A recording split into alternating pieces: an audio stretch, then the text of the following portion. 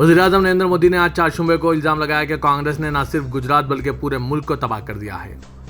मोदी ने यह भी इल्ज़ाम लगाया कि कांग्रेस मॉडल का मतलब फिरका परस्ती, जात परस्ती और वोट बैंक की सियासत है। कांग्रेस मॉडल का मतलब है बदउनवानी, खानदानी सियासत, फिरका परस्ती और जात परस्ती। वो वोट बैंक की सियासत में मुलविस होने और इख्तिदार में रहने के लिए लोगों के दरमियान डराने पैदा करने के लिए जाने जाते हैं। खबरसां एजेंसी पीटीआई ने शुमाली गुजरात के महासना में एक रैली में मोदी के हवाले से कहा, जहां अगले माह 2 मरहलों में असेंबली इंतखाबात होने वाले हैं।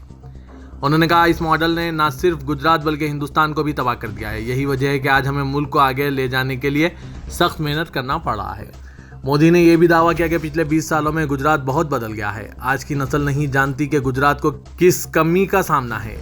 इस नस्ल ने कमी नहीं देखी, इसके लिए पिछली नस्ल ने सख्त मेहनत की है।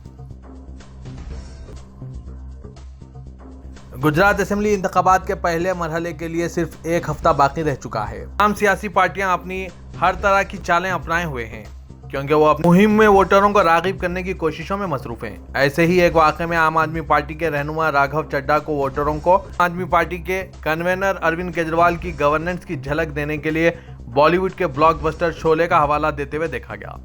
1975 की फिल्म के बदनाम जमाना किरदार गब्बर सिंह के डायलॉग का हवाला देते हुए चड्ढा ने गुजरात के कनकरेज में एक रैली में कहा, फिल्म शोले में एक डायलॉग है, सो जा बेटा वरना गब्बर आ जाएगा। आज जब कोई करप्ट आदमी अंदर से रोता है, गुजरात के मीलों दूर इसकी माँ इससे कहती है, सो जा बेटा वरना केजरीवाल आ जाएगा और तुम्हें जेल में डाल देगा। राघव चड्ढा, जिनकी पार्टी पंजाब में अपनी शानदार कारकर्दगी के बाद गुजरात में कदम जमाने की कोशिशों में मसरूफ है, केजरीवाल और भगवत मान जैसे दीगर नुमाया चेहरों के मुतवाज़ी मुतअद्दिद रैलियों से खिताब कर रही है। जैसा कि आम आदमी पार्टी को पंजाब का जादू यहाँ भी खत्म करने की तौक़्क़े है। ऑल इंडिया मजलिस इत्तेहादुल मुस्लिमीन के सरबराह असदुद्दीन अवैसी ने मुल्क में बेरोजगारी की बुलंद शरह पर वज़ीर-ए-आज़म नरेंद्र मोदी को निशाना तनकीद बनाते हुए एक लतीफ़ा इस्तेमाल किया। गुजरात के दानिलमडा असेंबली हल्के में एक इज्तिमा से खिताब करते हुए ओवैसी ने कहा कि वो एक होटल में एक नौजवान से मिले, जहां इस शख्स ने अपनी मौजूदा सूरत हाल को मजाक के जरिए बयान किया। मैं जिस लड़की से शादी करना चाहता हूं, उसने मुझसे आकर कहा कि आपकी सरकारी नौकरी कब लगेगी, पापा लड़का ढूंढ रहे हैं।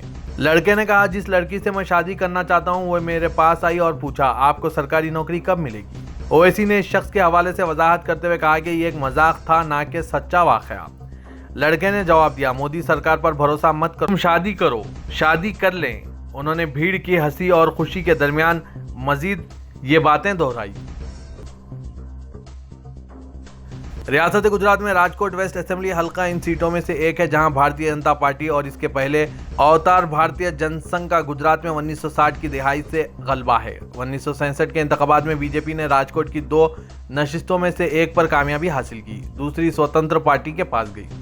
इसके बाद शुरू हुआ रुझान आज तक जारी है। 2019 के लोकसभा इंतखाबात में बीजेपी इस असेंबली हल्के में 76% वोट हासिल करने में कामयाब रही। राजकोट वेस्ट इन 49 असेंबली सीटों में से एक है, जो 1 दिसंबर को गुजरात असेंबली इंतखाबात के पहले मरहले में पोलिंग हो रही है। सौराष्ट्र और जनूबी गुजरात के 19 अजला में फैली हुई है। इनमें से 41 सीटें दही और 17 शहरी हैं।